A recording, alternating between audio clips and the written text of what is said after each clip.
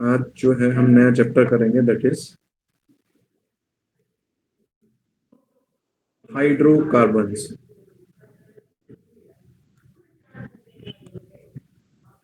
तो इनिशियली हम क्या करेंगे, हाइड्रोकार्बन को डिफाइन करेंगे। ठीक है। तो आपको पता है, जैसा कि इसका नाम भी बोल रहा है, कि ऐसे कंपाउंड जो कार्बन और हाइड्रोजन के मिलने से बनते हैं, ऐसे ऑर्गेनिक कंपाउंड जो कार्बन और हाइड्रोजन के मिलने से बनते हैं, उनको मैं क्या बोलता हूँ, हाइड्रोकार्बन्स बोलता हूँ। ठीक है जी। So we can right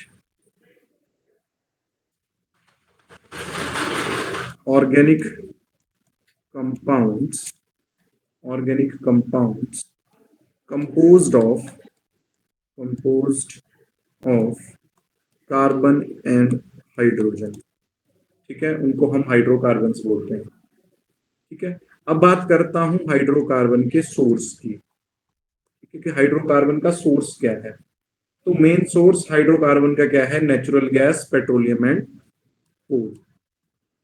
natural gas, petroleum, ठीक है जी, एंड लास्ट इज कोल।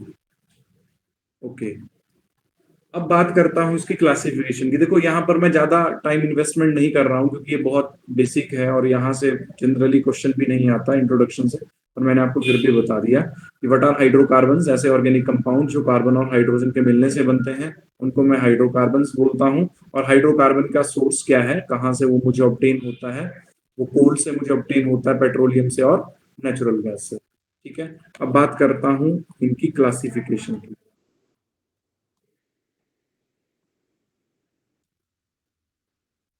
तो अगर क्लासिफिकेशन की बात करता हूं, तो depending upon the type of carbon carbon bond present in hydrocarbon, hydrocarbon can be classified into three types.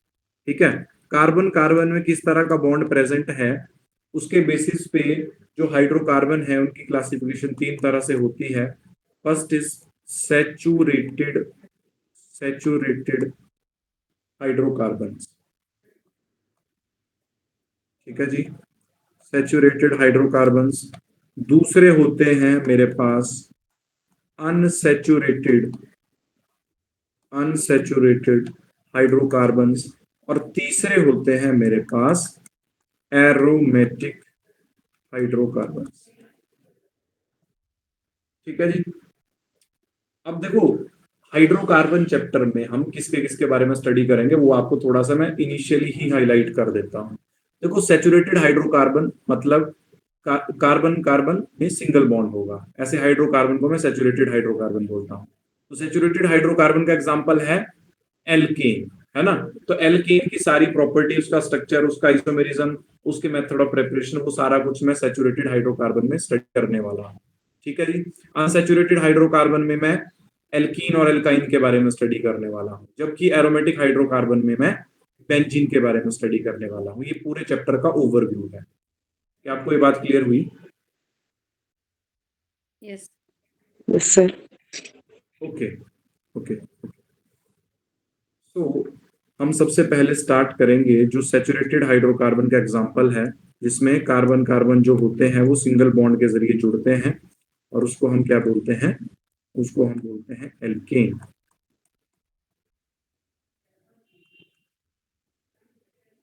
ठीक है। तो how will you define alkane? Alkanes are saturated hydrocarbon, ये बात आपको पता है। ठीक है। अब सबसे इंपॉर्टेंट बात कि इसका जनरल फॉर्मूला क्या होता है, आपको पता होगा। ठीक है। क्या होता है जी एल्केन का जनरल फॉर्मूला? CnH2n+2। अब इसका सिग्निफिकेंस समझ लो, इसका क्या सिग्निफिकेंस है।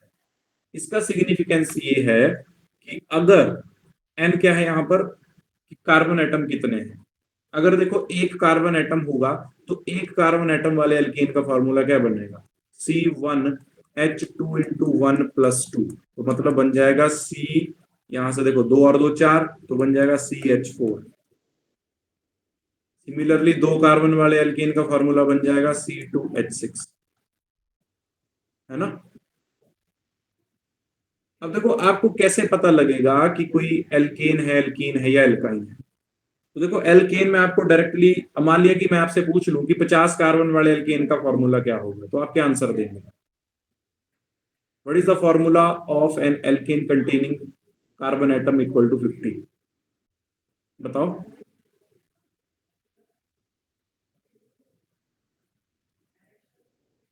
बताओ जी, जनरल फॉर्मूला आपके सामने लिखा है, एन की वैल्यू 50 बता रहा हूं।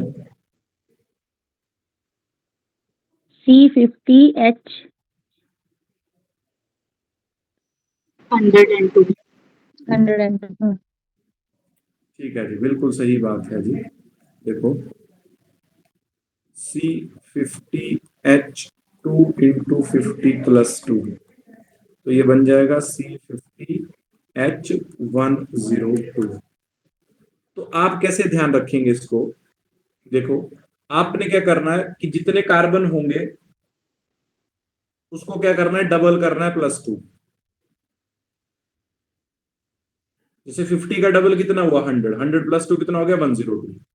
अब मान लें कि अगर मेरे से पूछ ले कोई कि 60 कार्बन है कहीं पे, तो उस एल्केन का मॉलिक्यूलर फॉर्मूला क्या होगा, तो मैं बोलूंगा C60H122। कार्बन का नंबर डबल +2। समझ गए ये बात? Yes yes or sir. No? Yes sir. Okay. अब मान लिया कि मैं एक एल्केन लेता हूं आपके सामने, 4 कार्बन वाली C4H10, जिसको मैं क्या बोलता हूं, ब्यूटेन बोलता हूं। ये बात आपको ऑलरेडी पता है सबको।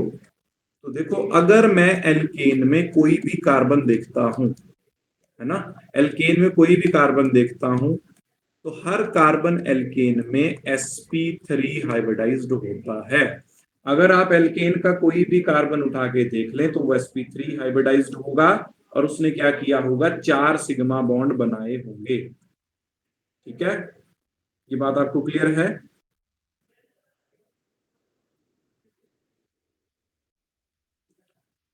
इस कार्बन के अराउंड कितने सिग्मा बॉन्ड है जी? देखो, एक तो कार्बन कार्बन में सिग्मा हो गया, 3 हाइड्रोजन जो उसके साथ जुड़े हैं वो भी सिग्मा बॉन्ड के जरिए जुड़े हैं, तो इस कार्बन के अराउंड 4 सिग्मा है। तो यहाँ पर हाइब्रिडाइजेशन sp3। किसी भी कार्बन को देख लो, एल्केन में कोई भी कार्बन जो होगा वो sp3 हाइब्रिडाइज्ड होगा। क्या आपको ये बात क्लियर हुई? Yes or no? जी सर। ओके, नेक्स्ट बात करता हूं सर आइसोमेरिज्म। हाँ जी ma'am. Kindly dark colour use कीजिए, जब बाद में भी थोड़ा देखना होता है ना, तो फिर वो अच्छा अच्छा अच्छा, ठीक है ठीक है, ओके ओके ओके ओके, ठीक है ठीक है, थैंक यू। देखो, अब आइसोमेरिज्म की अगर बात करता हूं, तो जो एल्केन्स होते हैं वो केवल और केवल एक तरह का आइसोमेरिज्म शो करते हैं। देखो, आइसोमेरिज्म के बारे में मैंने आपको बता दिया है, chain isomerism, position isomerism, functional isomerism, बताया ना सब कुछ ये पिछले चैप्टर में। तो जो एल्केन्स होते हैं वो केवल और केवल एक तरह का आइसोमेरिज्म शो करते हैं, that is chain isomerism. For example, for example, जैसे मेरे पास एक एल्केन है C5H12। ठीक है, तो ये देखो किस तरीके से एग्जिस्ट कर सकता है। ये 3 तरह से एग्जिस्ट कर सकता है। एक straight chain, CH3, CH2, CH2, CH2 and CH3, 1 2 3 4 and 5। This is normal pentane, this is an pentane, normal pentane, है ना। अब इसका आइसो भी बन सकता है और इसका नियो भी बन सकता है, वो बना के बताता हूं। तो देखो इसका आइसो कैसे बनेगा।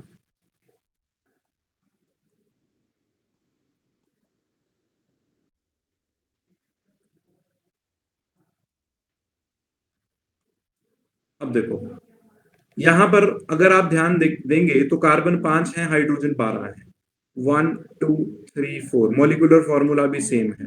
यहां पर मैंने मिथाइल लगाया, आपको थोड़ा इसमें कंफ्यूजन ना हो इसलिए मैं इसको थोड़ा ठीक ढंग से लिख देता हूँ।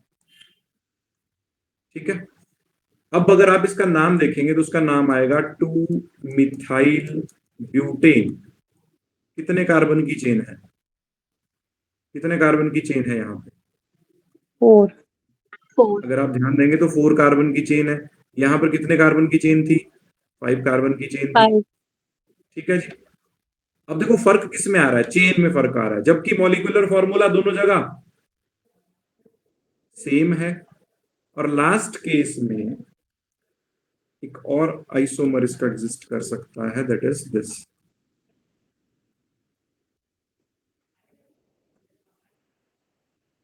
ठीक है, इसका नाम कैसे लिखा जाएगा जी? 1 2 3। This is 2,2 di methyl propane.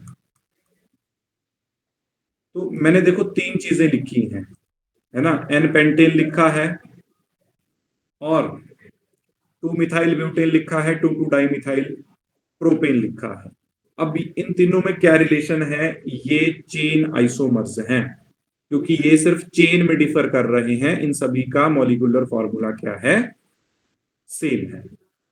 तो एल्केन जो है वो केवल और केवल एक तरह का आइसोमेरिज्म दिखाता है, उसका नाम है चेन आइसोमेरिज्म। समझ गए जी? Yes sir. एक इंपॉर्टेंट बात और, कि जो पहले 3 मेंबर हैं एल्केन सीरीज के, कौन कौन से? मीथेन, इथेन, प्रोपेन, वो आइसोमेरिज्म शो नहीं करते हैं। ठीक है जी, ये बात भी इंपॉर्टेंट है, लिख लो। मीथेन बताया, मीथेन, उसके बाद बताया इथेन, और तीसरा बताया प्रोपेन। ये 3 एल्केन ऐसे हैं जो आइसोमेरिज्म शो नहीं करते हैं। ठीक है, अब देखो इसके कितने आइसोमर बने? पेंटेन के कितने आइसोमर बने? 3 बने। ठीक है, इसी तरीके से ब्यूटेन के देखो, मैं आपको बता देता हूं, ब्यूटेन के 2 बनते हैं, पेंटेन के 3 मैंने बना के बता दिए। ठीक है, इसी तरीके से हेक्सेन के बनते हैं 5, और जो आपका हेप्टेन है उसके बनते हैं 9। तो आपके लिए होमवर्क ये रहेगा कि आपने हेक्सेन के 5 बनाने और मेरे को दिखाने हो कि हमने बना दिए हैं जी 5 आइसोमर। होंगे चेन ही वो सारे, है ना? क्या आपको ये बात समझ में आ गई? Yes or no? Yes sir. Yes. Okay, अब नेक्स्ट देखो, हमने इसमें सारा बेसिक देख लिया। अब हम बात करेंगे मेथड ऑफ प्रेपरेशन की, कि मैं एल्केन कैसे कैसे बना सकता हूं। ठीक है, तो हमारा नेक्स्ट टॉपिक इसमें रहेगा, that is method of preparation. Method of preparation. अब देखो, मेथड ऑफ प्रिपरेशन को आप उस तरीके से डील किया करो जैसे हम घर में फूड कुक करते हैं, है ना? तो उसी तरीके से मैं एल्केन किस किस तरह से बना सकता हूं। तो फर्स्ट मेथड है इसमें by hydrogenation of unsaturated hydrocarbon. अब आपको पता है कि अनसैचुरेटेड हाइड्रोकार्बन क्या होता है? अनसैचुरेटेड हाइड्रोकार्बन में जो कार्बन कार्बन होते हैं वो डबल बॉन्ड से जुड़े हुए होते हैं। ठीक है, तो सिंपलेस्ट अनसैचुरेटेड हाइड्रोकार्बन है आपके पास इथीन। ठीक है जी, अब मैं इसकी हाइड्रोजिनेशन करवा रहा हूं। What do mean by hydrogenation? Hydrogenation को क्या बोलता हूं मैं? What do mean by addition of hydrogen? Addition of hydrogen is known as reduction, catalytic hydrogenation. क्या आपको ये बात समझ में आई कि अगर मैं किसी अनसैचुरेटेड हाइड्रोकार्बन में हाइड्रोजन की एडिशन करवा रहा हूं तो उसको क्या बोलता हूं मैं? उसको रिडक्शन बोलता हूं जी। तो यहां पर क्या बनेगा? देखो, डबल बॉन्ड टूटेगा, एक हाइड्रोजन इस कार्बन को मिल जाएगी, एक हाइड्रोजन इस कार्बन को मिल जाएगी, तो क्या बन जाएगा? CH3CH3। मतलब कैटालिटिक हाइड्रोजिनेशन करवाने पर मैंने एक अनसैचुरेटेड हाइड्रोकार्बन को एक सैचुरेटेड हाइड्रोकार्बन में बदल दिया। ठीक है जी, this is ethene and this is ethane. ठीक है, तो क्या आपको ये बात समझ में आई? Yes or no? Yes sir. इसी तरीके से मैं एल्काइन की भी हाइड्रोजनेशन करवा सकता हूं। देखो, जैसे मैंने एक एल्काइन ली जिसका नाम है इथाइन, तो पहले अगर इसकी वन स्टेप मैंने कैटालिटिक हाइड्रोजनेशन करवाई तो ये इथाइन पहले किस में चेंज होगी? इथीन में।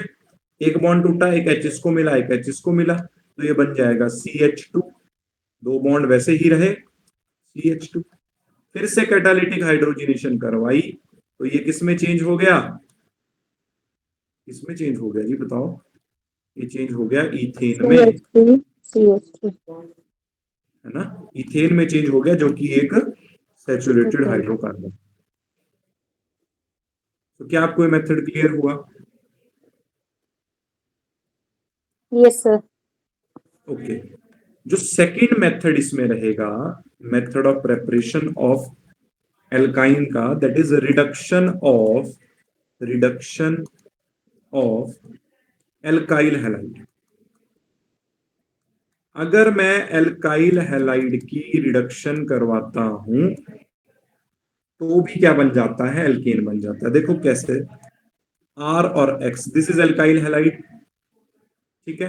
रिडक्शन का मतलब एडिशन ऑफ हाइड्रोजन, ठीक है। अब यहां पर आप zinc HCl as a reagent ले सकते हो, तो होगा क्या कि ये यहां से टूटेगा, एक H इसको मिलेगा और एक H इसको मिलेगा, तो बनेगा क्या? RH, जो क्या है? एक एल्केन है, साथ में क्या बन जाएगा? HX।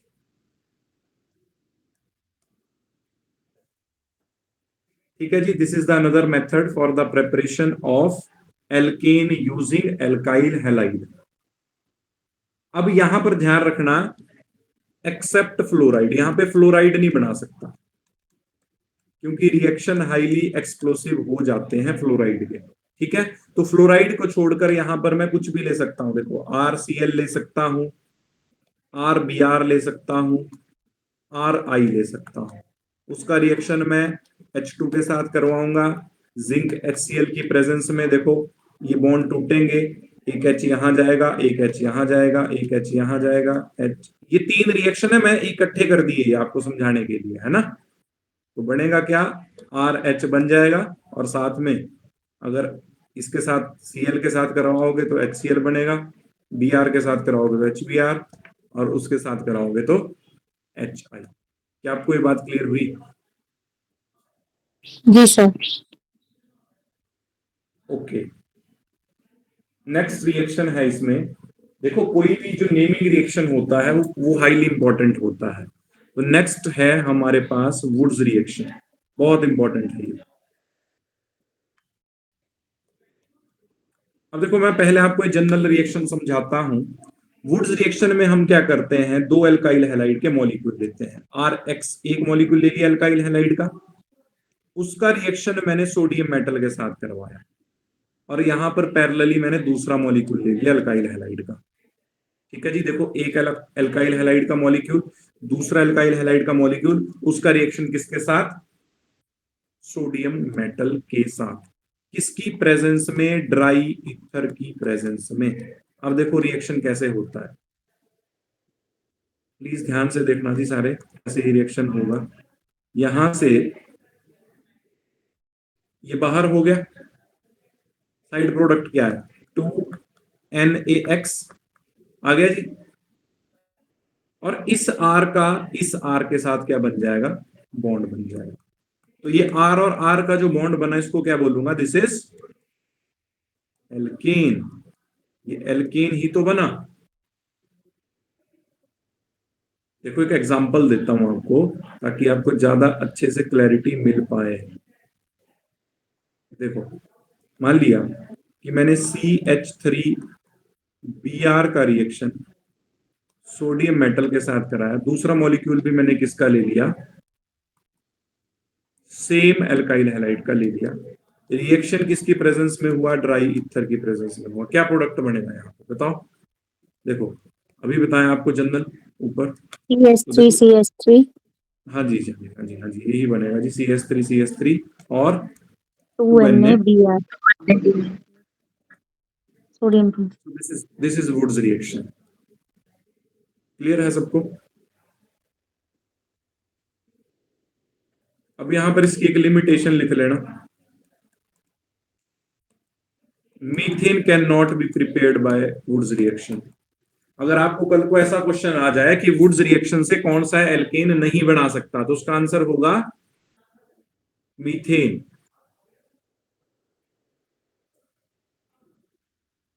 समझ गए जी?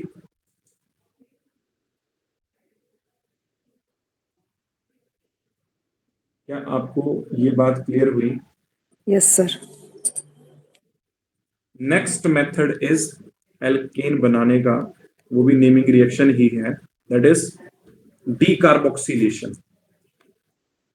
What do you mean by decarboxylation जी?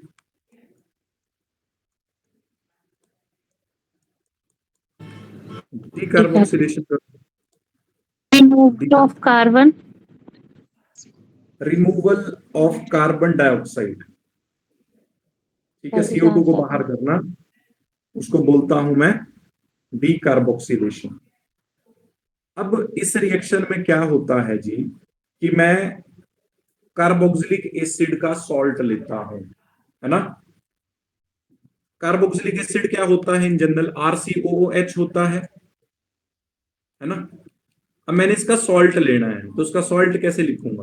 देखो इसका सॉल्ट कैसे लिखा जाएगा, RCOO नेगेटिव और Na पॉजिटिव। अब इसका नाम क्या हो गया? This is sodium salt of carboxylic acid, ठीक है। तो जब मैं sodium salt of carboxylic acid का रिएक्शन सोडा लाइम के साथ करवाता हूं, किसके साथ?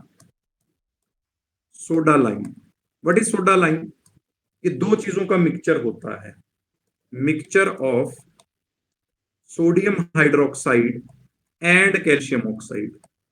ध्यान रखना, इंपॉर्टेंट क्वेश्चन यहां से बन सकता है।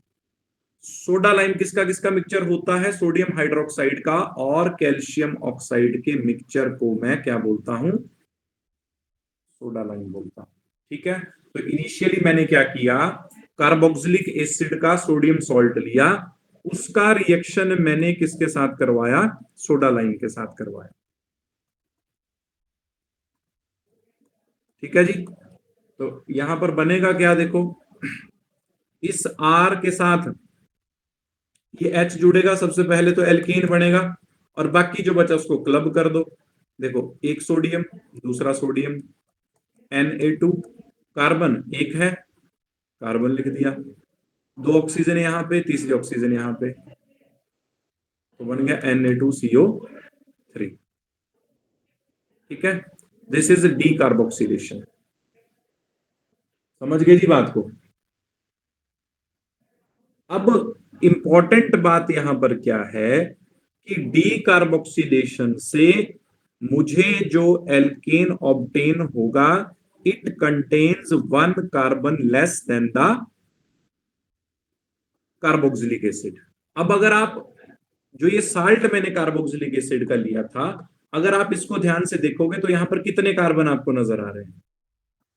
कितने कार्बन नजर आ रहे हैं जी यहाँ पे? एक।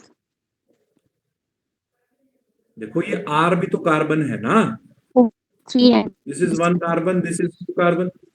हम्म। अब अगर प्रोडक्ट में देखोगे तो प्रोडक्ट में तो एक ही कार्बन बचा। तो in decarboxylation reaction the alkane formed contains 1 carbon atom less than the carboxylic acid. समझ गए जी बात को? क्या आपको ये रिएक्शन समझ में आया है? सर रिपीट कर दो ये। Yes sir. ओके, मैं रिपीट करता हूं जी रिएक्शन को। देखो इस रिएक्शन में मैंने क्या किया, इस रिएक्शन में मैंने एक एसिड का सॉल्ट लिया, कार्बोक्सिलिक एसिड का सॉल्ट लिया, ठीक है। अब यहां पर मैंने सोडियम मेटल का यूज किया है, इसलिए इसका नाम हो गया sodium salt of carboxylic acid, ठीक है। फिर मैंने ये जो सॉल्ट लिया, उस सॉल्ट का रिएक्शन मैंने सोडा लाइम के साथ करवाया। सोडा लाइम क्या होता है? सोडियम हाइड्रोक्साइड और कैल्शियम ऑक्साइड के मिक्सचर को मैं सोडा लाइम बोलता हूं। तो मुझे एल्केन ऑब्टेन हुआ अलोंग विद सोडियम कार्बोनेट। तो यहां पर मैंने आपको ये बात बताई कि जो एल्केन यहां पर मुझे ऑब्टेन हुआ, ये एल्केन जो बना, it contains 1 carbon atom less than the carboxylic acid. क्योंकि देखो कार्बोक्सिलिक एसिड में 2 कार्बन थे, आप ऑटोमेटिकली देखो ना कि इसका 1 कार्बन जो है वो यहां पर चला गया, है ना। तो यहां पर मैंने आपको ये बात बोली कि जो एल्केन यहां पे फॉर्म हुआ डीकार्बोक्सिलेशन रिएक्शन में, it contains 1 carbon atom less than the parent carboxylic acid, जिससे मैंने उसको बनाया। ठीक है जी बात। Yes sir. Yes, sir. Okay, next reaction is Kolbe's electrolysis. ये भी इंपॉर्टेंट है, लास्ट मेथड है ये एल्केन बनाने का, दैट इज कोल्ब्स इलेक्ट्रोलाइसिस। ठीक है, अब इसमें भी मैंने क्या किया कि सोडियम या पोटाशियम सॉल्ट ले लिया किसी कार्बोक्सिलिक एसिड का।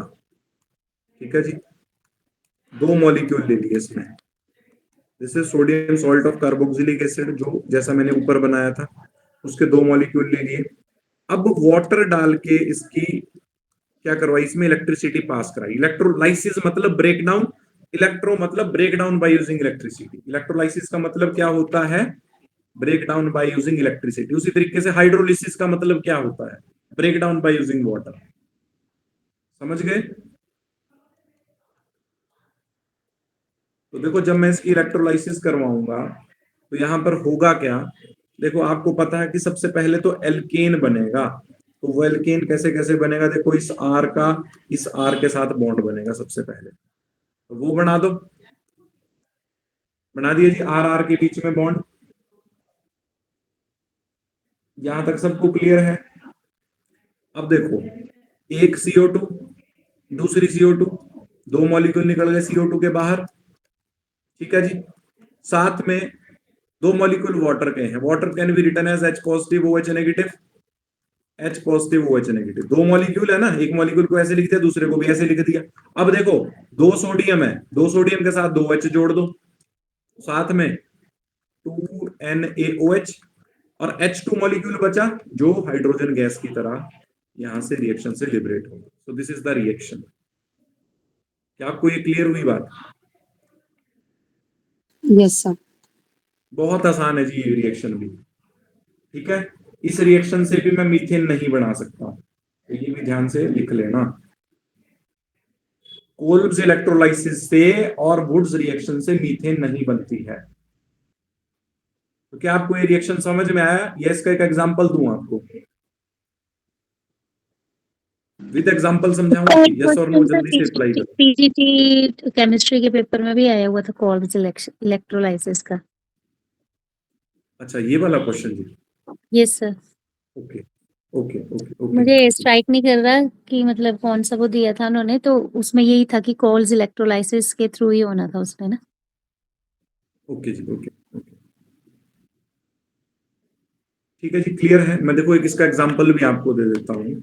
मान लिया कि आपसे पूछ लिया जाए, आपको उस तरीके से वो रिएक्शन दे दे, CH3COO नेगेटिव Na पॉजिटिव के 2 मॉलिक्यूल का रिएक्शन 2H2O, और यहां लिख दे इलेक्ट्रोलाइसिस, और आपसे पूछ ले कि कौन सा एल्केन इसमें बनेगा, जो एल्केन इसमें बनेगा उसका क्या नाम होगा।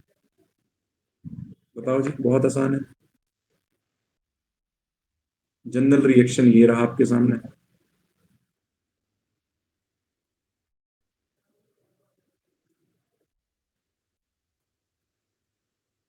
इथेन बिल्कुल सही बात है प्लस जी, 2 इथेन बनेगा। कार्बन डाइऑक्साइड प्लस जी 2 NaOH और H2 तो गैस है। ठीक है जी, बिल्कुल सही बात है, ऐसे ही बनेगा।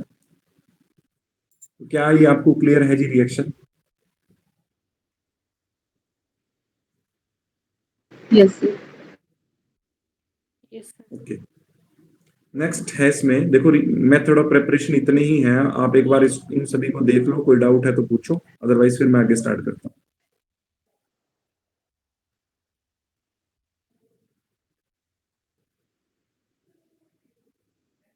सर मीथेन क्यों नहीं बनती इन दोनों में, लिमिटेशन ये क्यों है मीथेन के लिए? मैम देखो ना, यहाँ पे जो भी एल्केन बन रहा है उसके लिए 2 कार्बन चाहिए। Yes sir. आप देखो ना, ओके, और जब मैं यहाँ समथिंग पे ऐसा था जब ना यहाँ पे इसमें कुछ की। नहीं नहीं, जब मैं यहाँ पे हाँ, ना, आप अगर ध्यान से इसको देखोगे रिएक्शन को, तो इसमें मैं जो सॉल्ट ले रहा हूँ कार्बोक्सिलिक एसिड का, वो 2 मॉलिक्यूल ले रहा हूँ। मीथेन तब पॉसिबल था कि अगर मैं एक ही ओके, मॉलिक्यूल हाँ, लेता, अगर एक सिंगल लेता तो सिंगल। रिएक्शन हो गई। ओके, सिमिलरली वुड्स में भी ऐसा ही था, अगर आप देखो ध्यान से तो एल्काइल हैलाइड के 2 मॉलिक्यूल ले रहा हूँ, एक मॉलिक्यूल से वो रिएक्शन होता ही नहीं है। ठीक जी। ठीक है। ओके। नेक्स्ट है जी इसमें फिर फिजिकल प्रॉपर्टीज।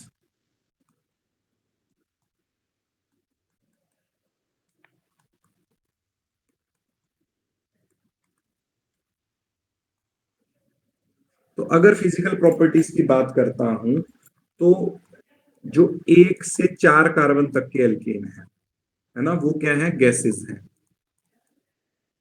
ठीक है जी। 5 से 17 कार्बन वाले एल्केन क्या है, लिक्विड्स हैं। और इससे जो हायर है, C18 अबव जो है वो क्या है, सॉलिड है रूम टेम्परेचर पे। ठीक है जी। अब जो एल्केन होते हैं उसमें क्या होती है, weak Van der Waals forces of attraction होती है। ठीक है। सभी एल्केन क्या है, कलरलेस हैं, ऑर्डरलेस हैं, वाटर में इनसोल्यूबल हैं, और सोल्यूबल किसमें है, वो नॉन पोलर सॉल्वेंट में है। ठीक है, ये इसकी दूसरी फिजिकल प्रॉपर्टी हो गई। All alkanes are colourless, odourless, insoluble in water, but soluble in non polar solvent. ठीक है। अब बात करता हूं इसके बॉइलिंग पॉइंट की। ठीक है। तो ये बॉइलिंग पॉइंट वाला जो कंसेप्ट है, ये पूरे जो भी ऑर्गेनिक के चैप्टर हैं उन सभी में चलेगा। Boiling point is directly proportional to molecular weight and it is inversely proportional to branching. अब ये ब्रांचिंग क्या है, ये मैं आपको अभी समझाता हूं। देखो, आज मैंने जब आपको आइसोमेरिज्म बताया था, C5H12 के मैंने 3 आइसोमर्स आपके सामने ड्रॉ किए थे। कौन कौन से, एक एन पेंटेन बनाया था, और एक 2 मिथाइल ब्यूटेन बनाया था, और लास्ट 2 डाई मिथाइल प्रोपेन बनाया था। अगर हम उनको एक बार फिर से केयरफुली ऑब्जर्व करते हैं, तो हम देखेंगे कि जो मेरे पास एन पेंटेन है उसमें कोई भी ब्रांचिंग नहीं है। उसमें देखो, स्ट्रेट चेन ये 5 कार्बन की आई, ब्रांचिंग नहीं है। जबकि 2 मिथाइल ब्यूटेन में एक ब्रांचिंग है, जबकि 2 डाई मिथाइल प्रोपेन में 2 ब्रांचिंग है। तो मैंने आपको क्या बात बताई, आपको ये बात बताई कि जो बॉइलिंग पॉइंट होता है वो ब्रांचिंग के इनवर्सली प्रोपोर्शनल होता है। एन पेंटेन में 0 ब्रांचिंग है, 2 मिथाइल ब्यूटेन में 1 ब्रांचिंग है, और यहां पर 2 ब्रांचिंग है। ठीक है। तो अगर देखो, जबकि इनका सबका मॉलिक्यूलर फॉर्मूला सेम है, तो यहां पर बॉइलिंग पॉइंट का ऑर्डर क्या आ जाएगा, सबसे ज्यादा बॉइलिंग पॉइंट किसका होगा, एन पेंटेन का। उससे कम किसका होगा, 2 मिथाइल ब्यूटेन का। और सबसे कम होगा 2 डाई मिथाइल प्रोपेन का। ठीक है जी। तो ये बात हर जगह चलेगी, boiling point is directly proportional to molecular weight. अब देखो, यहां पर सबका मॉलिक्यूलर वेट सेम था, बट यहां पर डिफरेंस कैसे आया, ब्रांचिंग से, तो इसीलिए ऑर्डर ये आया। क्या आप ये बात समझ गए जी? Yes, sir. तो फिजिकल प्रॉपर्टीज में इतना ही है। कल मैं इसकी आपको केमिकल प्रॉपर्टीज बताऊंगा, ठीक है। फिर उसके बाद फिर हम एल्कीन स्टार्ट करेंगे। इससे रिलेटेड जो भी क्वेश्चन है वो भी मैं आपसे डिस्कस करूंगा जी, ठीक है। तो आप एक बार क्लास को देख लो, अगर कोई डाउट है तो आप मेरे से कभी भी पूछ सकते हो। That's all for today, thank you.